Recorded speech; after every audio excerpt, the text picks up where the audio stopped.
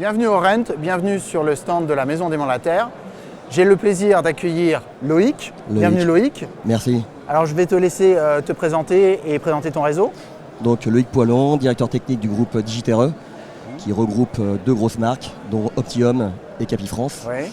Et donc en étant le directeur technique, je m'assure que nos réseaux aient les meilleurs outils digitaux pour assurer efficacité et performance. Alors j'ai le bon interlocuteur au bon endroit puisqu'on est là au Rent, nouvelle technologie. Alors quel est ton rôle justement au Rent ? Est-ce que tu es là en repérage? Est-ce que tu vas identifier des startups avec lesquelles vous allez avoir envie de travailler, des nouvelles solutions que vous allez vouloir intégrer à vos packs? Effectivement, déjà je suis là pour regarder les nouvelles tendances, assurer s'il n'y a pas des partenaires avec lesquels on pourrait faire des choses intéressantes. Parce que le but du jeu n'est pas forcément de tout réaliser par soi-même.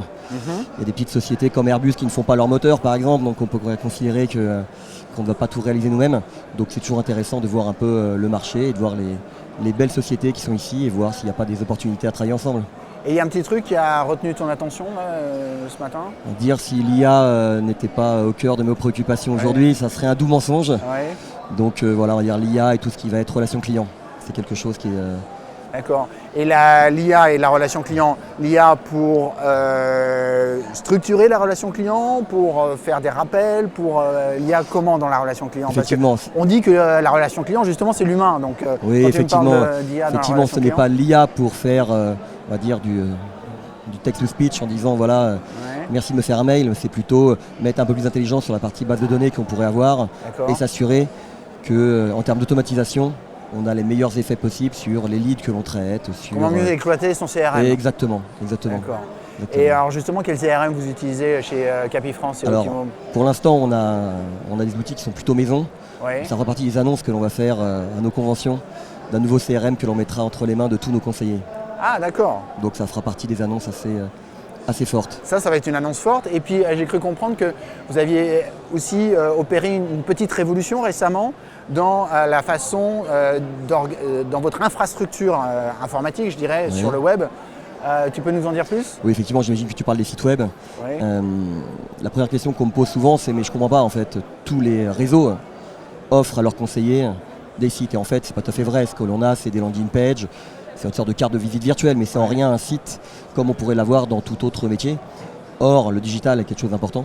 Donc ça nous a paru important de mettre à disposition de tous les conseillers de Capifrance et d'Optium un vrai site tel que l'on l'aurait si on avait décidé de le faire par une agence digitale indépendante. Voilà, donc c'est ce qui a été sorti il y a un mois. Donc concrètement, chaque mandataire de Capifrance et Optimum, il a son propre site web complet. Complet, personnalisable, il peut gérer complètement son contenu, son texte, comme s'il l'avait fait par une agence indépendante complète. D'accord, et il peut poster ses vidéos YouTube, il peut tout faire. Écrire des blogs, des articles de blog. Tout faire, c'est la différence entre autres entre un site et une landing page, c'est que là il a la main sur un vrai outil digital qui lui permet d'être indépendant et d'avoir un ranking SEO typiquement qui soit sans commune mesure avec ce qu'ils avaient avant. Et en même temps, il y a une difficulté, c'est que comment tu t'assures qu'au niveau de chaque marque, chaque site web continue à refléter et à incarner les valeurs de chaque marque pour éviter que les mandataires te dire que ce serait un sujet uniquement technique, ça serait un doux mensonge. C'est d'abord un travail de marque pour s'assurer de quel ADN on veut montrer d'un réseau 1 à un réseau 2. Le but, c'est que nos réseaux ne soient pas concurrents et il n'empêche qu'ils ont chacun leur ADN propre, leur service propre, leur service propre. Donc il y a tout un travail de marketing, de brand marketing, de s'assurer que l'on diffuse bien l'image de marque que l'on veut. Tout le reste, après, ce n'est que de la technique. Mais ce que j'aime bien dans cette démarche, c'est que vous avez rendu vos mandataires réellement autonomes dans l'organisation, dans la promotion de leur vitrine. Exactement. Parce que finalement, c'est la seule vitrine qu'ils ont en absence de vitrine vitrée. Et ça, c'est fort. Tout à fait. On pense que c'est pas mal. Et c'est devenu un argument, j'imagine, de recrutement. C'est devenu un argument de recrutement. C'est évidemment, on est le seul réseau à proposer ça. Et en fait, toute la mécanique que l'on met en place, c'est de parler conseiller.